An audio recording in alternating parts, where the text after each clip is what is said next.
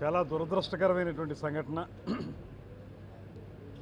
రాజమండ్రి పరిసర ప్రాంతాల చరిత్రలో ఈ రకంగా పాలు కలుషితం అవడం వల్ల ఇంతమందికి ఇబ్బంది జరగడం అనేది మొట్టమొదటిసారి జరుగుతూ ఉంది.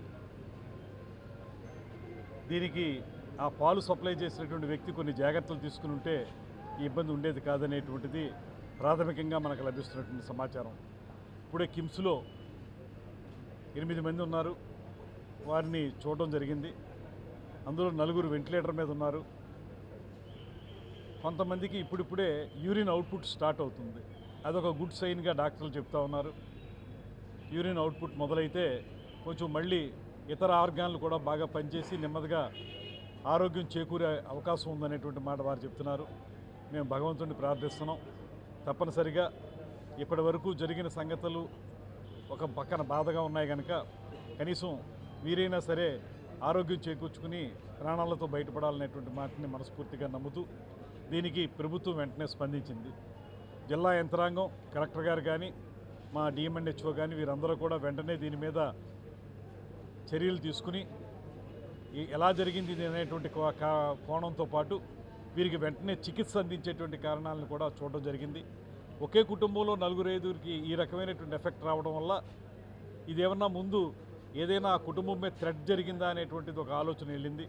కానీ తర్వాత ఒకే ప్రాంతంలో ఉన్నటువంటి 15 మందికి ఈ రకంగా రీనల్ ఫెయిల్యూర్ జరగడంతో ఇదంతా కూడా పాల కల్తీ వల్ల జరిగిందనేటువంటిది ప్రాథమిక సమాచారం. దీనికి సంబంధించినటువంటి సంపూర్ణమైనటువంటి సమాచారం కావాలంటే మనకి 1-2 రోజుల్లో వచ్చేటువంటి ఫోరెన్సిక్ రిపోర్ట్స్ ద్వారా తెలుస్తుంది. అవన్నీ చూసిన తర్వాత ఆ ల్యాబ్ నుంచి వచ్చే రిపోర్ట్స్ చూసిన తర్వాత ఎక్కడ జరిగింది పొరపాటు అనేటువంటిది అర్థమవుతుంది. ఏదైనప్పటికీ కూడా పాలలో కల్తీ జరగడం వల్ల మాత్రమే ఈ రకమైన రీనల్ ఫెయిల్యూర్ జరిగి తర్వాత యూరిన్ అవుట్పుట్ ఆగిపోయింది అనేటువంటి మాట స్పష్టంగా కనబడుతుంది. అందరినీ పరామర్శించడం జరిగింది. వారి యొక్క బాధ చూస్తుంటే చాలా హృదయ విదారకంగా ఉంది. ఎవరో కూతుర్ని, అల్లుడిని, పిల్లల్ని చూద్దామని మండపేట నుంచి వచ్చి ఈ ప్రమాదం బారిన పడినటువంటి పెద్దలు ఇద్దరు తల్లిదండ్రులు, వారు పెద్ద వయసు వారు ఇబ్బంది పడుతున్న విధానం కానీ, ఒకే కుటుంబానికి చెందినటువంటి 4 ఈ ప్రమాద బారిన పడడం కానీ ఇవన్నీ చూస్తే చాలా హృదయ విదారకంగా ఉన్నాయి. ఇవి ప్రభుత్వం తీసుకోవాల్సిన అన్ని చర్యలు తీసుకుంటూ ఉంది. సంఘటన జరిగిన వెంటనే ముఖ్యమంత్రి గారు అసెంబ్లీ సాక్షిగా దీని మీద ప్రకటన చేయటం, అదేవిధంగా క్యాజువాలిటీస్కి 10 లక్షల రూపాయలు చొప్పున ఒక్కొక్కరికి ప్రకటించడం, దాంతోపాటు ఇప్పుడు ఎంత మంచి వైద్యం ఎక్కడ లభిస్తుంటే అక్కడ చేసుకోమని చెప్పి దానికి అయ్యే ప్రతి పైసా కూడా ప్రభుత్వమే చేపడుతుందనేటువంటి మాట చెప్పడం, ఇవన్నీ కూడా ప్రభుత్వం తరపు నుంచి చేసేటువంటి కార్యక్రమాలు. ఇప్పుడే ఇక్కడ చూశాను, డాక్టర్ సుధాకర్ గారి నేతృత్వంలో కిమ్స్లో మంచి ట్రీట్మెంట్ జరుగుతూ ఉంది. ఒక్క యూరిన్కి సంబంధించినటువంటి లేకపోతే క్రియేటిన్ ఇబ్బందికి సంబంధించినటువంటి డాక్టర్లు మాత్రమే కాకుండా న్యూరో ఫిజిషియన్ కానీ, ఇతరత్ర ఆర్గానిక్ సంబంధించిన డాక్టర్లు కానీ అందరూ కూడా ఇక్కడికి వచ్చారు. అందరూ కంటిన్యూస్ పర్యవేక్షణ చేస్తూ ఉన్నారు. దీంతోపాటు ఈ రకమైనటువంటి ఇబ్బందులకి ఎక్స్పర్ట్ అయినటువంటి రవిరాజా గారు అనేటువంటి డాక్టర్ గారు కూడా ఇక్కడికి వచ్చారు. ఇప్పుడు కూడా మళ్ళీ వస్తున్నారు. తీసుకోవాల్సిన ప్రతి జాగ్రత్త తీసుకుంటున్నాం. కానీ ఏదైనప్పటికీ కూడా జరిగింది దురదృష్టకర సంఘటన. దీనికి ఒకటే మేము కోరుతా ఉన్నాం, పాలు కానీ ఇతర ఆహార పదార్థాలను సప్లై చేసేటువంటి వ్యాపారస్తులు ఎవరైతే ఉన్నారో వారందరూ కూడా ప్రమాణాలకు లోబడి వారి కార్యక్రమాలు చేయాలి.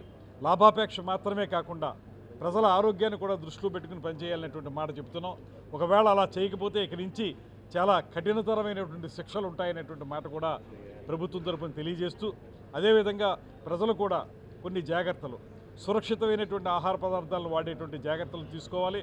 సురక్షితమైనటువంటి మంచినీరు తాగేటువంటి ఆలోచన కూడా చేయాలి. చిన్నపిల్లలు కూడా ఇబ్బంది పడ్డారు. ఇప్పుడు ఒక చిన్న బాబు అక్కడ చనిపోయారు విశాఖపట్నంలో ఈ పాల కల్తీ వల్ల. అటువంటి వాళ్ళని చూస్తున్నప్పుడు ఎంతో ఇబ్బందికరమైనటువంటి వాతావరణం కనబడతా ఉంది.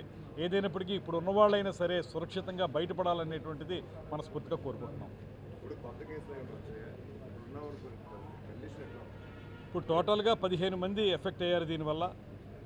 ఇందులో ఇప్పుడు ఇక్కడ నేను చూసిన వాళ్ళు 8 మంది ఉన్నారు. అందులో 4 కండిషను కొంచెం క్రిటికల్గా ఉంది, వాళ్ళని వెంటిలేటర్ మీద పెట్టారు. ఇంకొక 4 కొంచెం నెమ్మదిగా ఇంప్రూవ్మెంట్ స్టార్ట్ అయింది, వాళ్ళు రికవర్ అవుతారనేటువంటి ఆశాభావాన్ని డాక్టర్లు చెప్తున్నారు. మిగతా 4 కూడా వెంటిలేటర్ మీద ఉన్న వాళ్ళ దగ్గర కూడా కొంచెం యూరిన్ అవుట్పుట్ కొద్దిగా వచ్చిందనేటువంటి మాట చెప్తున్నారు. అది యూరిన్ అవుట్పుట్ రావడం అనేది ప్రాథమికంగా ఒక గుడ్ సైన్. అది నెమ్మదిగా ఇంప్రూవ్ అయ్యి అన్ని ఆర్గాన్స్ పనిచేయడం మొదలు పెడితే వారు కూడా వెంటిలేటర్ నుంచి బయటకు వచ్చి తప్పనిసరిగా ఆరోగ్యవంతులు అవుతారని నమ్మకం ఉంది. ఏదైనప్పటికీ కూడా ఇది ఒక సీరియస్ ఇష్యూ. దీని మీద భవిష్యత్తులో ఇప్పుడే కొంతమంది మిత్రులు అడిగిన విధంగా ఇలాంటి వాటికి సంబంధించి ఏదన్నా టెస్టులు చేయించాలంటే దానికి సంబంధించి పూణే కానీ ముంబై కానీ వెళ్లాల్సి వస్తుంది. అలా కాకుండా ఇక్కడే ఉభయ గోదావరి జిల్లాల్లో పాడి పరిశ్రమ కానీ ఇతరత్ర ఆహార పదార్థాలకు సంబంధించినటువంటి ప్రాసెసింగ్ కానీ ఉంది కనుక ఇక్కడ ఏదైనా ఒక సెంటర్ను అలాంటిదాన్ని నెలకొల్పితే వెంటనే రిపోర్ట్స్ వస్తాయి, దాన్ని బట్టి ట్రీట్మెంట్ మార్చడానికైనా అవకాశం ఉంటుందనేటువంటి మాట కొంతమంది సజెస్ట్ చేశారు. ఆ విషయాన్ని తప్పనిసరిగా ముఖ్యమంత్రి గారు దృష్టిలో పెట్టి ఒక అవకాశాన్ని తీసుకుని అలాంటి ప్రయత్నాన్ని ప్రారంభిస్తామనేటువంటి మాట తెలియజేస్తున్నారు.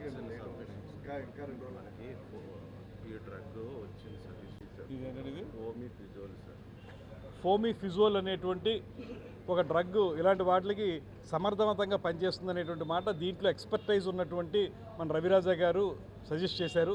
దాన్ని తీసుకొస్తున్నారు. ఆ డ్రగ్ను వాడడం ద్వారా ఇంకొంచెం మెరుగైనటువంటి ఫలితాలను సాధించడానికి ఒక ప్రయత్నం జరుగుతూ ఉంది. 10 గంటలకు ఇప్పుడు మీరు రవిరాజా గారు కూడా వస్తారు. ఆయన వచ్చిన తర్వాత ఎలా అడ్మినిస్టర్ చేయాలి ఆ మందుని అనేటువంటి దాన్ని వారు చెప్తారు. దాని ప్రకారం ముందుకు తీసుకెళ్తే ఇంకొంచెం మంచి ఫలితాలు వస్తాయని నమ్ముతున్నాం. ఇది ఇప్పుడు నేను తొలి రోజు నుంచి కూడా కలెక్టర్ గారితో రెగ్యులర్గా మాట్లాడుతూ ఉన్నాను. కలెక్టర్ గారు కూడా చాలా ఎఫెక్టివ్గా దీని మీద వెంటనే స్పందించి ఏమేం చేయాలో అవన్నీ చేస్తూ ఉన్నారు. ఆవిడ దీని గురించి సంబంధించినటువంటి ఏమన్నా లేటెస్ట్ మెడిసిన్ ఏమైనా వచ్చిందనేటువంటి దాన్ని ఒక చొరవతోటి ఆవిడ చేయటం వల్ల రవిరాజా గారు కూడా దాని మీద బాగా పరిశోధించి ఈ మందు ఉపయోగపడుతుందని చెప్పారు. దీన్ని ఇప్పుడు వెంటనే వాళ్ళకి అడ్మినిస్టర్ చేయడం జరుగుతుంది.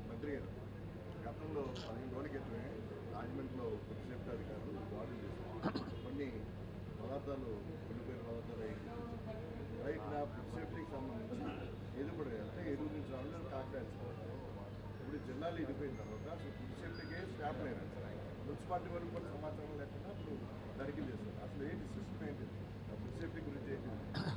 దీని మీద ఒక ప్రత్యేకమైనటువంటి కార్యక్రమం చేపట్టాల్సిన అవసరం ఉంది.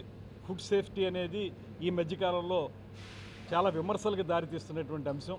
అయితే ప్రభుత్వం ఈ విషయాల్లో చాలా ప్రత్యేకమైనటువంటి చొరవతో పనిచేస్తూ ఉంది. కొన్ని కఠినతరమైనటువంటి నిబంధనలు కూడా పెట్టింది. అయినప్పటికీ కూడా ఈ రకమైనటువంటి అడల్ట్రేషను పొల్యూషను జరుగుతూ ఉన్నాయి. వీటి మీద మరొకసారి ముఖ్యమంత్రి గారితో మాట్లాడి ఈ కోస్తా జిల్లాల్లో ఏ రకంగా దీన్ని ముందుకు తీసుకెళ్ళడానికి అవకాశం ఉంటుందో చూస్తాం. దాంతోపాటు మళ్ళీ చెప్తున్నాను, నేను ఎవరైతే ఆహార పదార్థాలు లేకపోతే మంచినీరు లేకపోతే పాలు ఇటువంటివి సప్లై చేసేటువంటి వ్యాపారస్తులు ఉన్నారో వారందరికీ కూడా క్లియర్గా చెప్తున్నాం, ఎటువంటి పరిస్థితుల్లో మీరు నిబంధనలను అతిక్రమించి మీ వ్యాపారాన్ని కొనసాగిస్తే మాత్రం మీకు కఠినతరమైన శిక్షలు ఉంటాయి, జాగ్రత్తగా ఉండండి అనేటువంటి హెచ్చరిక చేస్తున్నాం.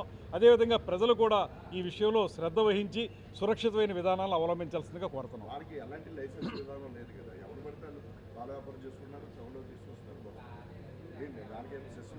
దీని మీద ఇప్పుడే అసెంబ్లీలో కూడా ముఖ్యమంత్రి గారు చెప్పారు కనుక ఒక ప్రత్యేకమైన సమీక్ష జరుగుతుంది. ఈ అన్ని అంశాల మీద ఏ రకమైనటువంటి కార్యాచరణతో ముందుకు వెళ్ళాలనేటువంటిది తయారు చేస్తాం. తప్పనిసరిగా రాబోయే రోజుల్లో ఇబ్బందులు లేకుండా ఉండడానికి చూడడానికి అవసరమైన అన్ని చర్యలు తీసుకుంటాం.